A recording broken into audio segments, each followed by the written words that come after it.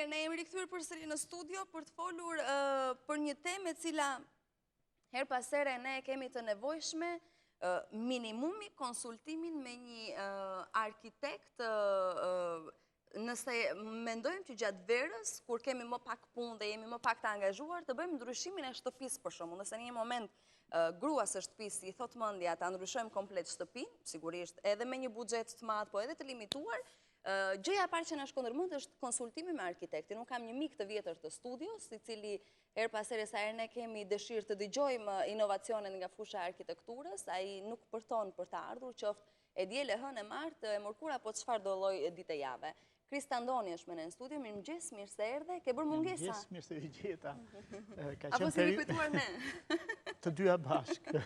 Po ka qenë periudhë e ngjeshur me shumë aktivitete edhe me shumë evente. Dhe ju keni qenë më të zënë, sidomos muajin e fundit me çështjet e futbollit. Po, Europiani e ka ndryshuar pak epiqendrën e vëmendjes. Jo pak, po thuaj se... Pra ata që janë shumë tifoz, besoj, se ne që jemi... Fakti është që në ndikimin tuaj dhe ata që si janë tifoz, bëhen, dhe konsumi kohës në raport me gjërat e tjera është shumë i lartë. Po ka dhe ca sekret e tjera pse ndodh, po megjithatë... S'po i themi këtu. Jo, megjithatë nuk ka rikonfigurim të ri të çështjeve të interior design apo exterior design apo të arkitekturës të përgjithësi, ose të hapësirës së arkitekturës, krahasuar sidomos me këto muaj të nxehtë dhe plot evente. Në fakt, qyteti jeton me eventet. Nëse do të kuptosh që një qytet është jetueshëm, ai është vetëm nga eventet. Dhe për shembull, po të marrësh qytetet bregdetare janë më të jetueshëm, sidomos gjatë periudhës verës. Pikërisht prania e ujit. Mund të mos na prekësh, të lutem, aty ku s'na ka ardhur akoma koha për pushime? Jo, do të zhvendos presionin e finales së sotme.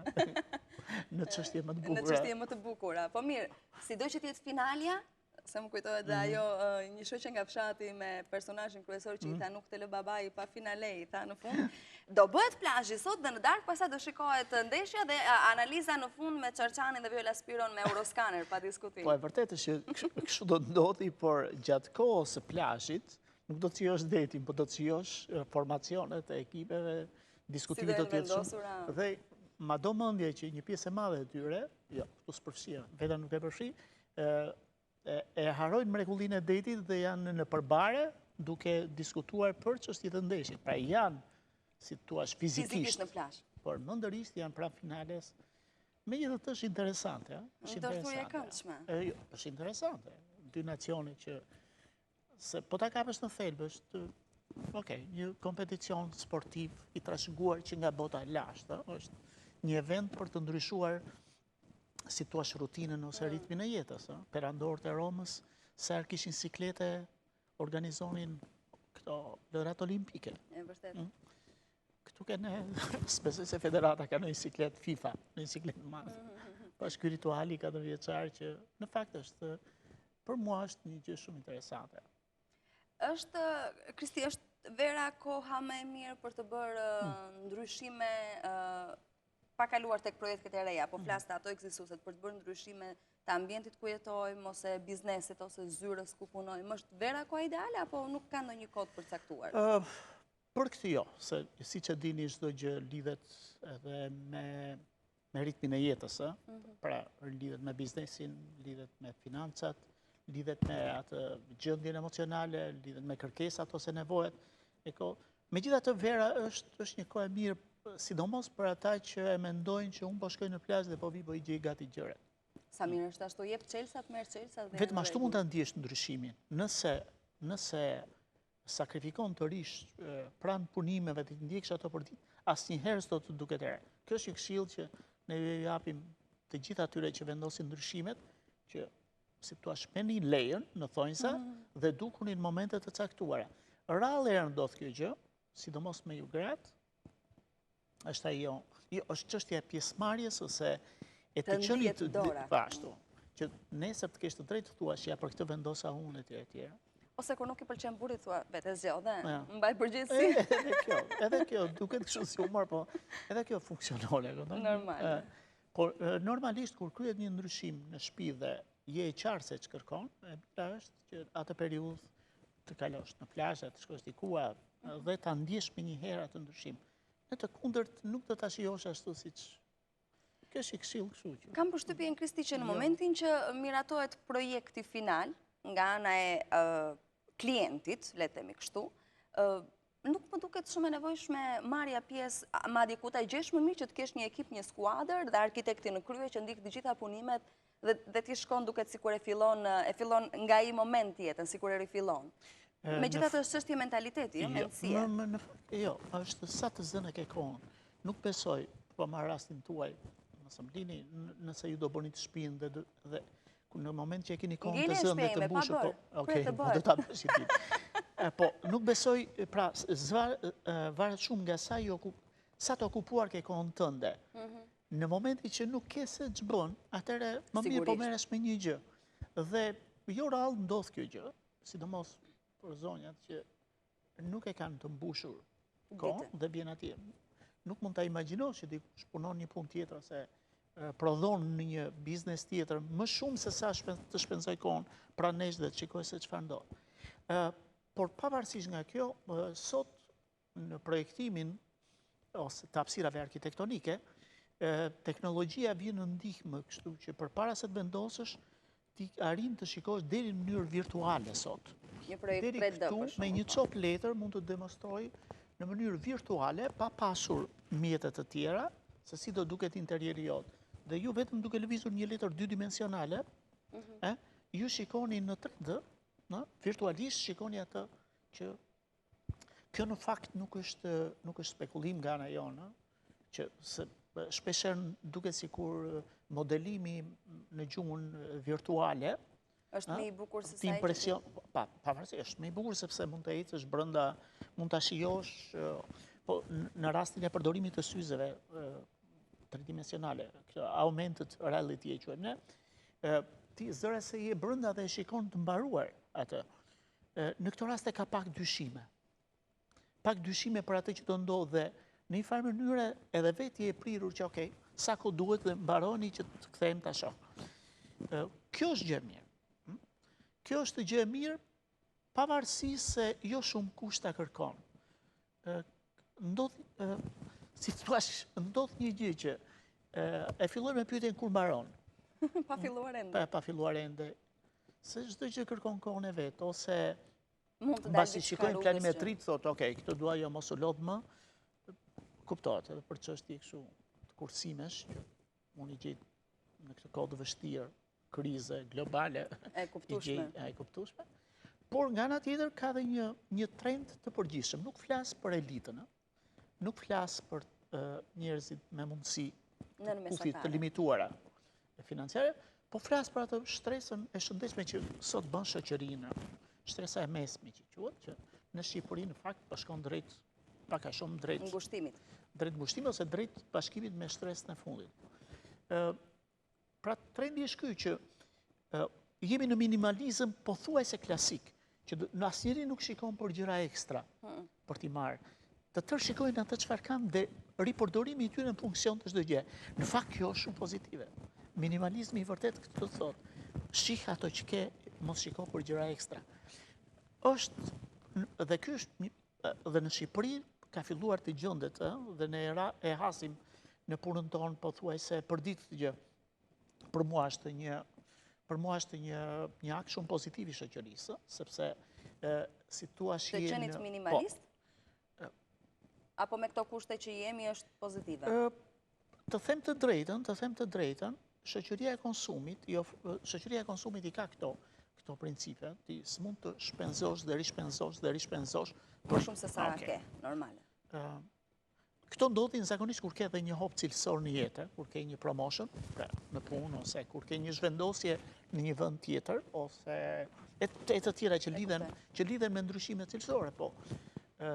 Nuk besoj se gjendet njeri i cili kërkon të rinovoj përveç në një kështu që ka probleme. Që të rinovoj shtëpinë në çdo një vit ose nuk është pak e tepërt që çdo vit të rinovosh shtëpinë, apo nëse janë mundësit pse jo? Është e tepërt. Edhe është nonsens. Pa kuptim, të paktën një 5 vjeçar të paktën, mendoj. Është nonsens. ju siguroj që të gjithë ata që përdorin profesionist, që në fillim, 10 vjet i kanë... patjetër, se është e njëjta hapësirë, në qoftë se ndryshon hapësira, pra në qoftë se ti bashkangjit ose i shton një kat ose atëre, po, sepse ndryshojnë volumet, ndryshon hapësira, ndryshon, si të thuash ajo që ne quajmë hapësira arkitektonike, ose hapësira e inovacionit, ose hapësira e kreativitetit. Kurse nëse ngelesh brenda e hapësire, rinovimi i asaj është kur shtohet familja, kur shtohen fëmijët, dhe ty të duhet të bësh një dhomë ekstra gjumi, atëherë duhet të rishikosh hapësirën, ose kur një pjesëtar largohet, gjithë puna është nga përdoruesit. Nga përdoruesit. Cilat janë trendet e reja, nëse mund të themi të kësaj vere? Ndoshta ngjyrat më në modë që i reziston jo vetëm verës, flasë, po edhe më gjerë. Nuk ka konfigurim, kjo verë ka qenë kështu, të paktën nuk lidhet me futbollin, kjo verë nuk ka pas, zakonisht ndodh diçka të tillë që dizajner, arkitektë ndryshëm propozojnë një mënyrë inovative të të jetuarit. Kjo verë nuk është se ka qenë shumë fertile. Në horizontin e saj nuk ka pas. Por ajo që është interesante të thuhet është që ka një rikthim tek ngjyrat e ngrohta ose ngjyrat e natyrës, ose ato që një ekspert e kupton të artit deko, edhe në zyra, përveç se në shtëpi. Ndryshe për ne që Ochër. Nuk i përkasim kësaj fushë. Okej. Ochri modern, jo i fortë, e verdha e lehtë, bianco sporcoja, gria në bazë të gjëje. Pra, dhe nëse keni parasysh hispanikët, zakonisht, hispanikët kanë përdorur në sfondin e këtyre ngjyrave që përmenda, kanë përdorur ngjyrat forta për të theksuar detajet. Në kornizë, në kangjëll, në kështu. Pra, arti deko, si thua, është arti pak i surprizës, element klasik. Element klasik i rikthen, por në një mënyrë tjetër. Shpeshherë në mënyrë surprizuese, ose shpeshherë shumë provokuese. Vija e drejtë gjithmonë shndrohet në hark, pra këndi drejt fillon dhe të dalë jashtë. Kjo është një gjë shumë interesante, por ka të bëjë shumë me anën umane. Njerëzit i duan ngjyrat e ngrohta, pra në një lokal të akullt, high-tech, bardhëzi, nuk ndihesh njësoj si po ta shikoni sot në Tiranë, lokale në një moment caktuar të historisë Tiranës janë bërë shumë teknologjik. Tashmë ka një rinovim të tyre dhe kthimin ke veshja me tulla, vendosja e drurit, e hekurit të parraut, pa trajtuar, pra larg alumineve dhe familjes tyre, dhe njerëzit, po të ndihen më mirë, ndihen në një farë mënyrë, po ta them kështu, zhgryen nga pikpamja organike bashkë edhe bën një, pra ndihen pjesë e tyre. E kuptoj. Është shumë interesante kjo histori që po ndodh, pa transferuar vëmendjen nga shtëpia. Mund të them një histori shumë interesante që ka të bëjë se si dhe edhe shtëpia tani po ka tentativa të marrë një pjesë të jetës publike dhe të vendosi brenda. Po marrim kampionatin. Ki parasysh, kafja e parë në botë, ka qenë Oxford 1650, kafja e parë.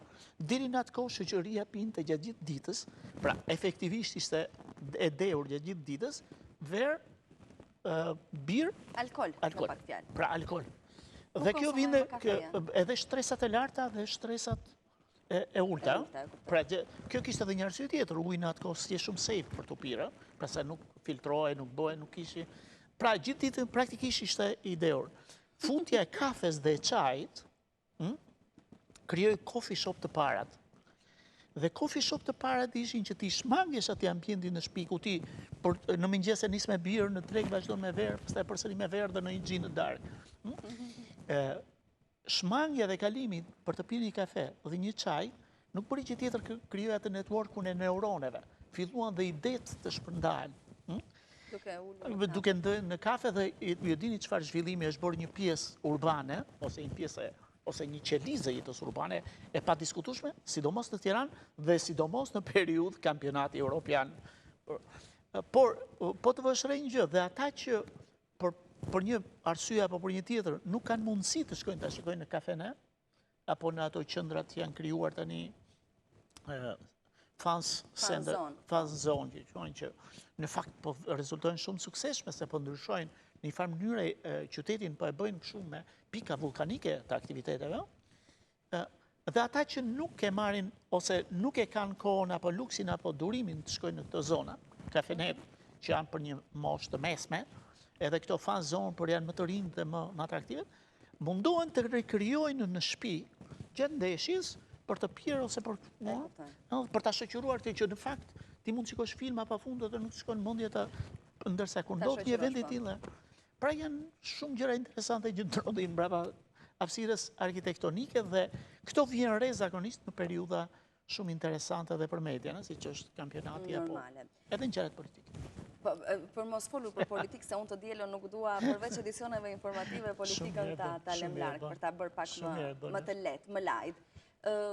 Një pyetje kam. Ka një trend në kryeqytet, nëse i referohemi Tiranës, dikur përpara disa viteve ekzistonin lokale vetëm në qendra të caktuara. Për shembull, zona e ish-bllokut mbahej si zona që kishte lokale të më të mira, më të bukura, ose nuk mbahet tani. Ka ca vite që ka ndryshuar ky trendi. Po të shikojmë lokalet ose kafet e lagjeve, nëse flasim brenda një territori të një komuniteti të caktuar, janë shumë të investuara.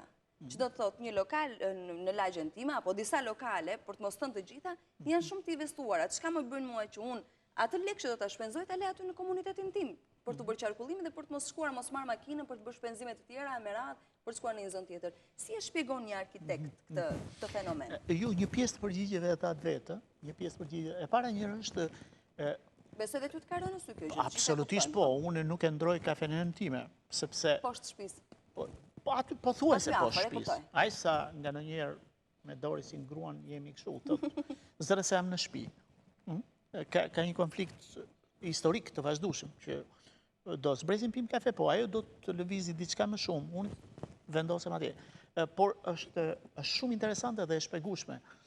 Në fakt, historikisht, komunitetet të ndryshme, në zona të ndryshme krijojnë identitetin e tyre.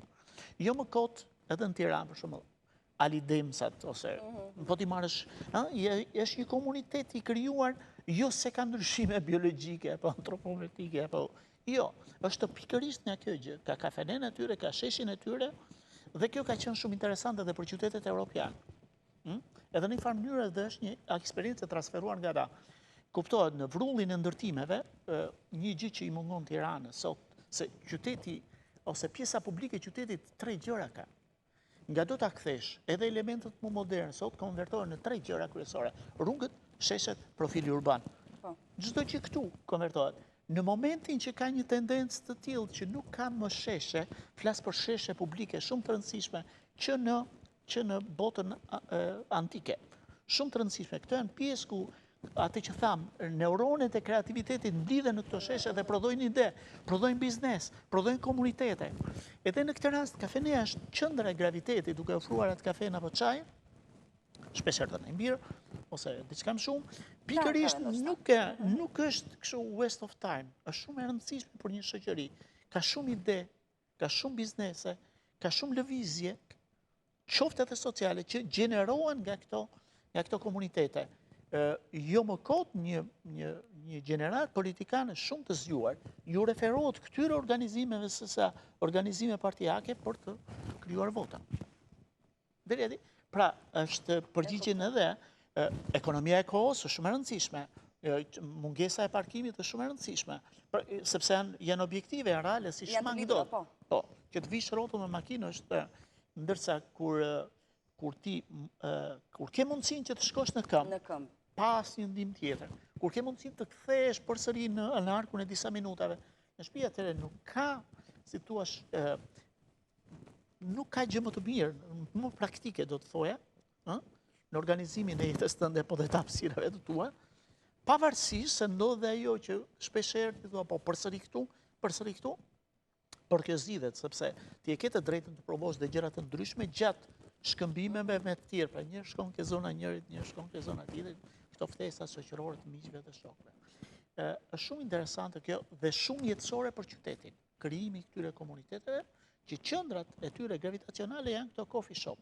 Dhe mua më pëlqen se Shqipëria në krahasim edhe me vende perëndimore shumë të zhvilluara, investimet në këto I ka të tilla shpeshherë të mëdha. trondit se në biznes ka këtë, për sa kohë kthen atë që do investosh.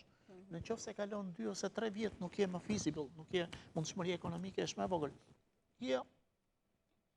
Jo, këtu në këtë pikë nuk ndruan. Këtu në këtë pikë kërkojnë gjërat e fundit. Ti mund t'ju propozosh një manjet, një tavan manjetik që të hedhin ato Gjetonat. Jo, tapat e birës, që mos i mbledhin ato dhe e pranojnë. Po që qënë ka interesante. Është shumë interesante se i mbledhin njërën ditë, po kur je edhe atje, ti të reqë vëmendjen dhe të kthehen prapë se duhet të tregojnë dikujt. Pra, përdorin trike nga më të ndryshmet për të pasur vëmendjen. Dhe kjo është interesante në Tiranë.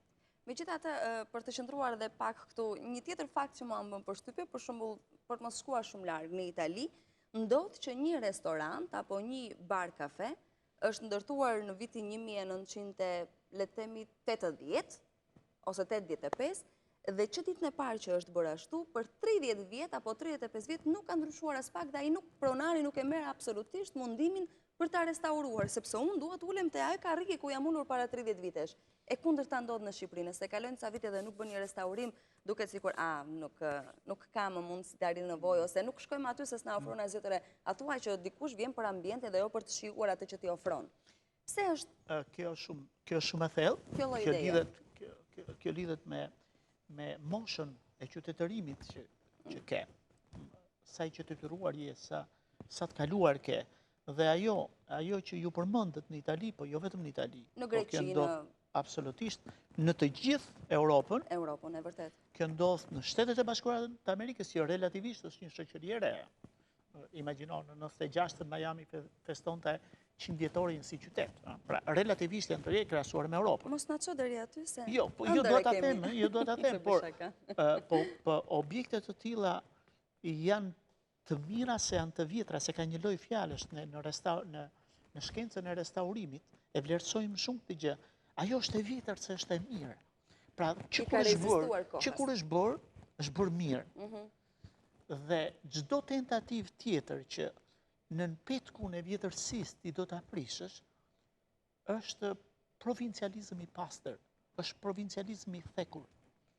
Në çdo gjë, për të bërë një ndërhyrje të tillë, duhet të mendohesh shumë gjatë. Dhe historia tregon që edhe pas kur them të mendohesh gjatë, kuptoj, diskutimet e gjata me njerëz të fushës, me përdorues, me qytetar, me të gjithë ata që në një farë mënyre është pjesë e jetës së tyre, para se të vendosësh të prishësh një gjë. Të prishësh një gjë është gjë më lehtë. Dhe mbahesh mend për çfarë ke prishur, jo për çfarë ke ndërtuar. Dhe në këtë rast do të ishte shumë mirë, ne e dim që në Tiranë kemi humbur shumë gjëra. Kemi humbur shumë gjëra në këtë logjik. Në logjikën që është e vjetër ose është e ndërtuar nga, po them, fashistët ose është bërë nga dhe i kemi humbur të gjë. Gjë që unë shpresoj që të paktën brezat që do të vinë nuk do ta lejojnë. Çdo gjë e ndërtuar në atë kohë dhe që i ka rezistuar kohës, nuk është gjë tjetër, por janë vlerat e komunitetit të transferuara në arkitekturë. Arkitektura s'bën gjë tjetër vetëm përshkruan nivelin e shoqërisë për atë periudhë kur është ndërtuar. Dhe nuk mund ta injorosh këtë. Çdo njeri mund t'i japi nga vetja e vet, dikush më shumë, dikush më pak, po ti s'mund të injorosh pikërisht atë që ka thënë. Për ta tjetërsuar.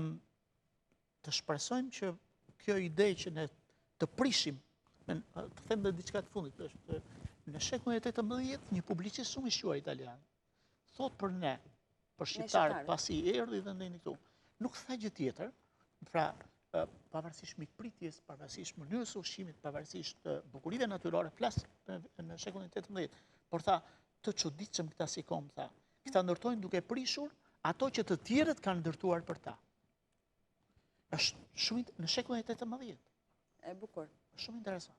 Para gati 3 shekuj, të mos ka për gati 3 shekuj. E në fakt po ta mendosh mirë, ne prishim kalat dhe ndërtojmë shtëpitë. Jo, se po i mbajnë disa kalat, po i mbajnë, po i restaurojnë. Të çoj unë për shkak. Shkon te Pelend, shikosh me gurë te kalas ndërtojnë shtëpi. Kam vlerë, janë përdorur ama.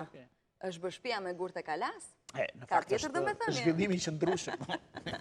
Nuk janë kërkuar gurë të tjerë. Kristi, unë falenderoj shumë që ishe në studio. Falenderit juve. Uroj që të jetë një vere e këndshme. Gjithashtu. Besoj do kemi mundësi të flasim prapë nëse ka të reja të tjera nga fusha arkitekturës. Edhe pse jo, sa më shumë punë, puna na duhet. Qarkullimi lekve, ideve, gjërave të bukura dhe të mira. Të shpresojmë me Zotin para, pse faleminderit. Faleminderit juve. Kam në studio mikeshën time Greta Koçi, e cila ta themi jo për mburje absolutisht, po ka bërë vërtet namin gjatë kësaj vere. Mirëmëngjes, mirë se erdhe dhe faleminderit që e prishe gjumin për ditë e re weekend. Mirëmëngjes mikesha ime dhe që më bën zborin. Si ankojnë gjitha për mua, nuk e kuptoj. Unë kur i marr asnjë sot jo, kur vin këtu thonë. Kur vin këtu ankojmë, sepse ai zimi në mëngjes është një çik i sikletshëm, megjithatë mirë të gjeta. Po mua është nësi sa herë që jam në Oranus, unë jam bërë si pjesë e kësaj familje, jam pjesë e çdo programi tuaj. Do të thotë që të duan shumë, prandaj të ftoj. Po patjetër. Unë kështu arrita përkthej. Brenda një kohe shumë të shkurtër ke publikuar 5 videoklipe, 5 këngë të reja, të cilat janë kthyer tashmë në hit. Ku i gjen jo lekët, forcat? Ku e gjen dëshirën kaq të madhe dhe bashkëpunëtorët kaq të mirë për të qenë gjatë gjithë kohës in? Në fakt, unë që kur vendosa që të, po themi, të rikthehem ti përkushtohesh totalisht. Ti përkushtohem muzikës. Unë kur e nis diçka them që ka o do të shkoj aty ku dua unë, ose pasaj është e kohë që ta bëj. Po. Edhe jam shumë këmbgulse, sigurisht kjo nuk është vetëm merite imja, po e shumë njerëzve që punojnë pas meje, para sigurisht që është familja ime, që më kanë mbështetur gjithmonë dhe vazhdojnë. Edhe pse kam arrit një pjekuri profesionale, sepse tashmë u bën vite, po i kam në krah, më japin një mendim për materialin muzikor, për tekstin e këngës, për aranxhimin, për zgjedhjen e kompozitorit dur. Domethënë, është një bashkëpunim i disa njerëzve për nxjerr diçka të bukur. Të mirë. Sigurisht unë jam përqendruar pak tek Kosova këtë radhë, me besimin që ata mund të krijonin diçka të veçantë për mua, domethënë, duke qenë se kanë një stil disi më ndryshe, edhe me këngën e re kam ardhur pak prap stili i gegërishtes, edhe ai dialekti i Kosovës, edhe zgjedhja, po ashtu kënga është kompozuar nga Vet Nurteli, që është një kompozitor shumë i talentuar, pak i njohur për publikun, po shumë i njohur për këngëtarët, për rrethin e artistëve, sepse është kompozitori shumë hiteve që qarkullojnë sot në treg. Publiku nuk e di, po në artistëve e di. Unë që momentin e parë që e dëgjova timbrin e tij, dhe domethënë kuptova se sa i talentuar ishte era parë që unë punoja me ta, thash në film që duhet të hysh me mua në këngë. Dhe ashtu ndodhi. Besoj që kemi nxjerrë diçka, është një rrymë që është edhe pak tendencë. Unë mendoj që ka ardhur momenti që të sillim një muzikë që i afrohet pak perëndimit italian. E vërtet. Të bëjmë një gjë të mirë, sepse po rritet një brez që do të dëgjoj muzikë të mirë. Ne t'i japim një kulturë edhe nga pjesa e. Juve keni dorë për të kulturuar dhe për punuar edhe shihet muzikore të gjithë dëgjuesve. Ndërkohë, në krahun tjetër, edhe Eni, motra jote, ka publikuar, ne po flasim në emër të Enit, se është më pak gjumashe, se sa Greta 10% të flej pak më shumë, po do vi dhe ajo këtu pa tjetër. Edhe ajo ka publikuar, vetëm para pak kohësh, këngën e re dhe klipin e ri. 2 artistë në një familje, sa e përballueshme nga ana emocionale, mundësit për të shkuar te një studio për të ndjekur njërën vajzë dhe pastaj te studio tjetër për të ndjekur një vajzë tjetër, është për familjen. Flas sepse ata bëjnë një punë shumë të madhe duke i qëndruar qoftë edhe ngjyrave që do të marrë videoklipin në fund si do duket për shumë. Sigurisht. Me thënë të drejtën, është sakrificë e madhe. Po, sa është e vështirë për shkak se duhet i menaxhosh të dyja. Dhe ne në fakt kemi një gjë, asnjëherë nuk hym të dyja në të njëjtën kohë duke punuar këngë. Domethënë, lëm një lloj pauze, sepse gjatë kohës që Eni punon një këngë, unë duhet jem patjetër e paranishme. Për shembull, ne mbrëm kemi qenë në punë, Eni ka nisur një këngë të re, që me shumë gjasa do të jetë bashkëpunim, një këngë shumë e bukur, dhe kemi punuar mbrëmje përkushtuar vetëm te kënga e saj. Domethënë, merrem edhe unë, qëndrojmë deri në orët e vona të natës, sepse kush nuk e di, artistët, muzikantët punojnë natën, se frymëzimi vjen natën. Po sigurisht.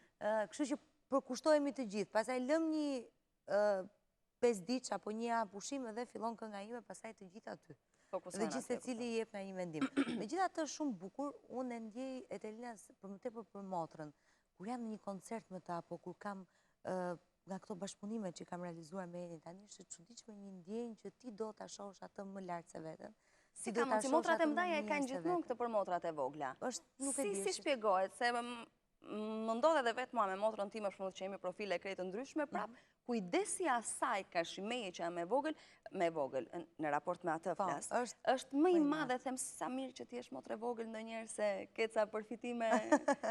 Pse vjen aq më tepër kur janë të së njëjtës fushë që do të investosh akoma dhe më shumë? Po vjen se unë edhe jam marrë vetë me Enin. Domethënë ajo kur ishte shumë e vogël, më ndiqte në për koncerte dhe si me thënë në momentin që filloi të piqesh edhe vokali edhe ne gjukuam që ajo ishte e gatshme që të hynte në treg, në tregun e muzikës flasim, unë fundova vetë me të.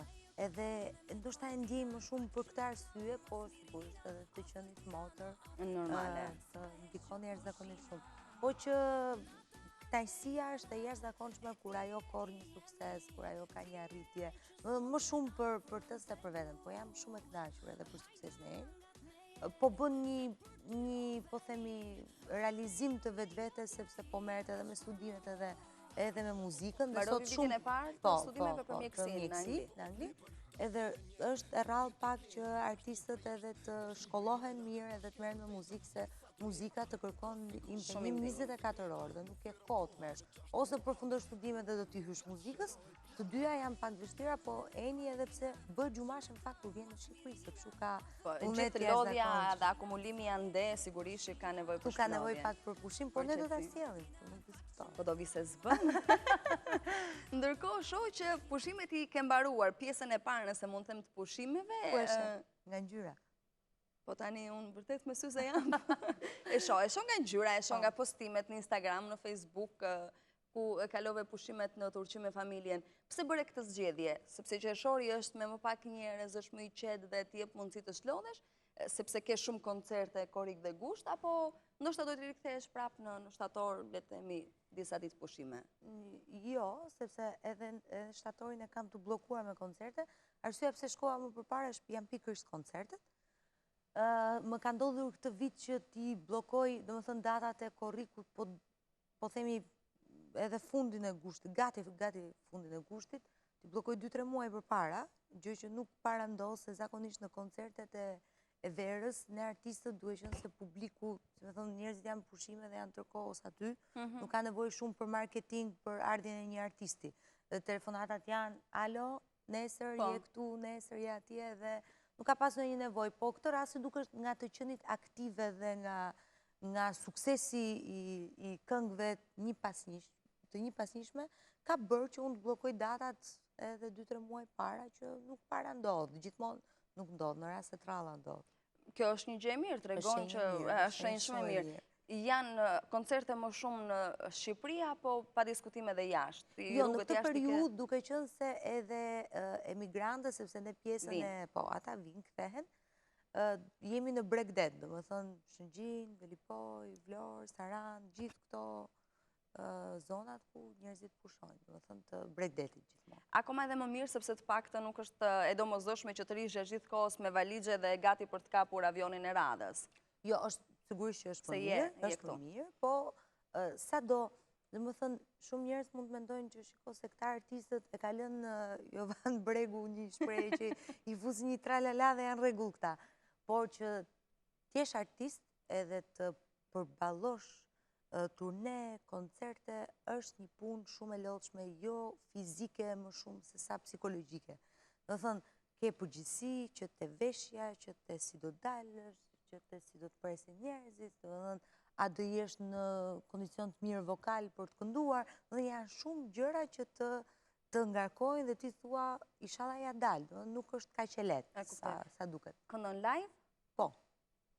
Pjesën më të madhe të rasteve, përgjithsisht live? Jo, për kudo. Gjithmonë? Do të thënë, ka raste e të lea që infrastruktura në disa ambiente të mdha e koncertesh tu. E ke fjalën për fonin? Po, për fonin.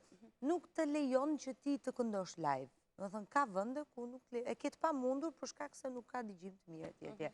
Megjithatë unë kam gjetë një zgjidhje që i kam marrë me baza orkestrale këngët e mia dhe këndoj live. Luhet orkestrale. Sepse them këtë gjë, kur njerëzit paguajnë për të parë, duan të dëgjojnë live artistin, sepse për ta dëgjuar, dëgjojnë makinë dhe kanë shumë kollaj këtë punë. I thjesht sjell ndërmend videoklipin edhe e pe, si me thënë Greta Koçin. Më duket mua apo e ke lënë për momentin në pit stop politikën? E kam lënë. E ke lënë fare?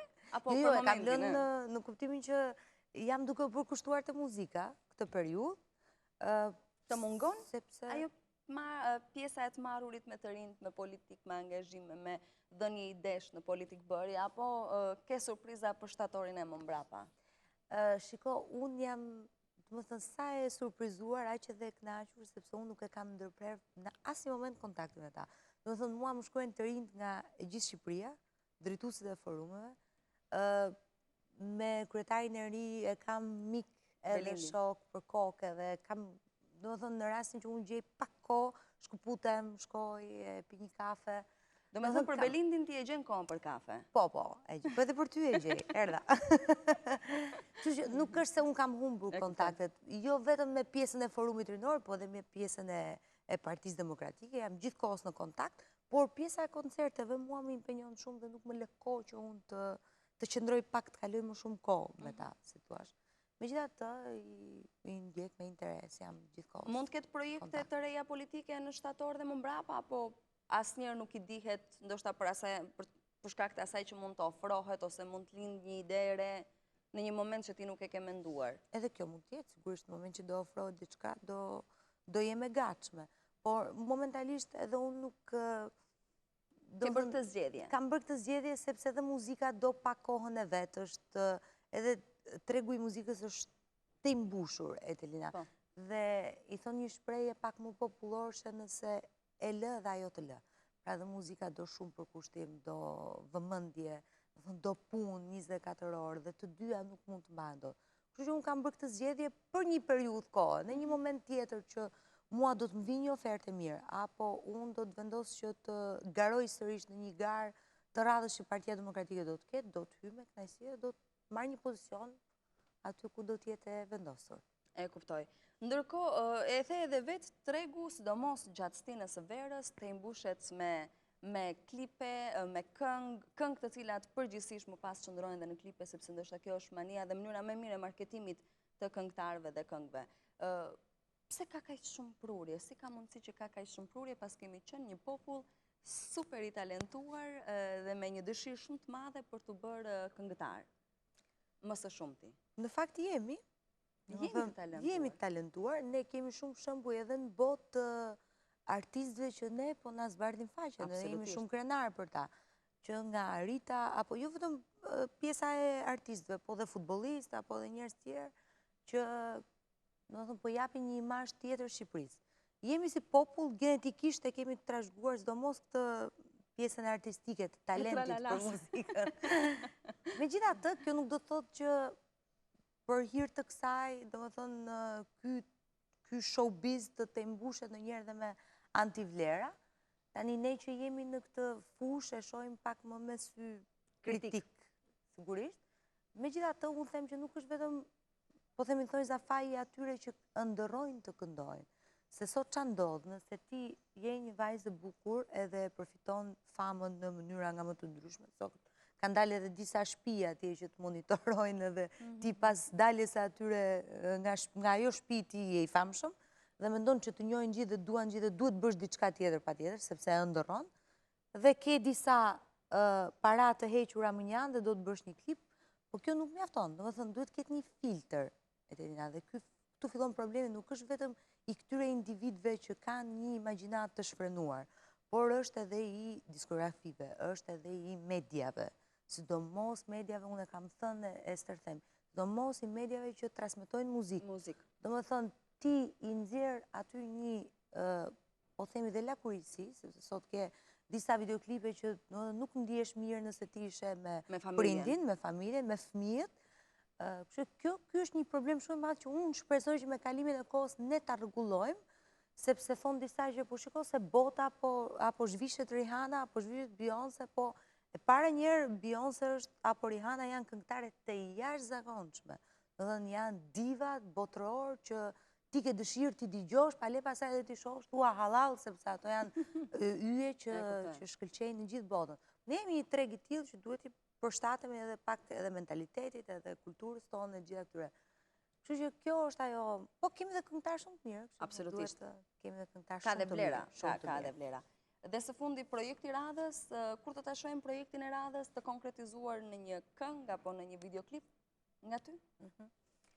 E parë një jam duke shijuar edhe suksesit e kësaj të fundit, se unë jam bërë kështu, sa nxjerr një, edhe me njërë edhe gazetarët pyesin kur po nxjerr tjetrën se u mësuan tani. I ke bërë radhë, vete ke thënë. Në shtator do të lançoj tjetrën.